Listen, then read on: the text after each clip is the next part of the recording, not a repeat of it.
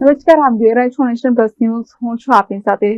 આજે ભાદ્રપદ માસની કૃષ્ણ પક્ષની અષ્ટમી તિથિએ ભગવાન શ્રી કૃષ્ણના 5252માં જન્મોત્સવની રાજ્યભરમાં ભવ્ય ઉજવણી થઈ રહી છે, જેમાં વહેલી સવારથી જ ગુજરાતના સુપ્રસિદ્ધ કૃષ્ણ મંદિરો, ખાસ કરીને દ્વારકા, ડાકોર અને શામળાજી ભક્તિના રંગે રંગાઈ ગયા છે. મંદિરોમાં નંદઘેર આનંદ ભયો, જય કનૈયા લાલ કીના નાદ ગુંજી રહ્યા છે અને ભક્તોનું ઘોડાપૂર ઉમટી પડ્યું છે.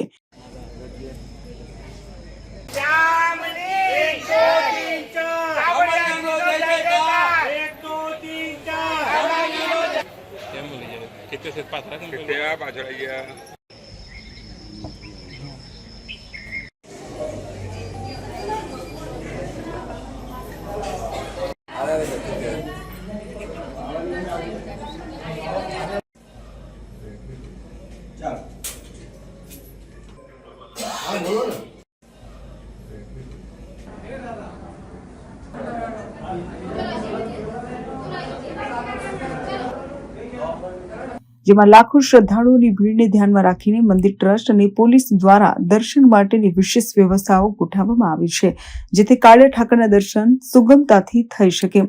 ત્યારે જન્માષ્ટમીના પાવન પર્વ નિમિત્તે સુપ્રસિદ્ધ યાત્રાધામ શામળાજી મંદિરને ભવ્ય રીતે સજાવવામાં આવ્યું છે. આજના આ શુભ દિવસે મંદિર ટ્રસ્ટ દ્વારા ભગવાન શામળિયાની 15 કિલો સોનાના આભૂષણોનો અનોખો શણગાર કરવામાં આવ્યો છે.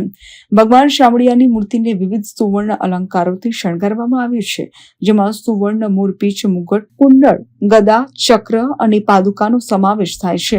શણગાર આરતીના દિવ્ય દર્શન કરીને મોટી સંખ્યામાં ઉમટી પડેલા ભક્તોએ ધન્યતા અનુભવી હતી.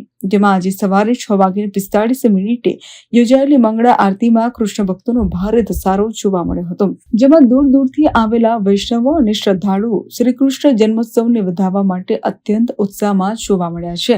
મંદિરના ઘુમ્મટથી લઈને સમગ્ર પરિસરને વિવિધ લાઇટ્સ અને આસોપાલવના તોરણોથી સજાવવામાં આવ્યું છે, તો ભજન કીર્તનની રમઝટ વચ્ચે ભક્તોનો પ્રવાસ સતત ચાલુ રહ્યો છે.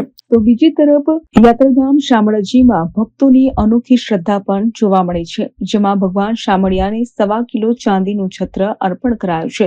અમદાવાદ રખિયાલના ભક્ત દ્વારા આ છત્ર અર્પણ કરવામાં આવ્યું છે, જેમાં છેલ્લા 25 વર્ષથી ભક્ત પરિવાર સાથે આ શામળાજી મંદિર આવે છે અને દર્શન કરીને ધન્યતા અનુભવે છે.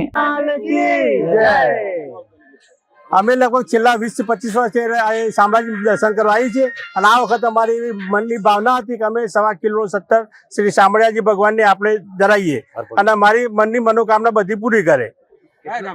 અમે દહેગામ રખિયાલથી આવીએ છીએ.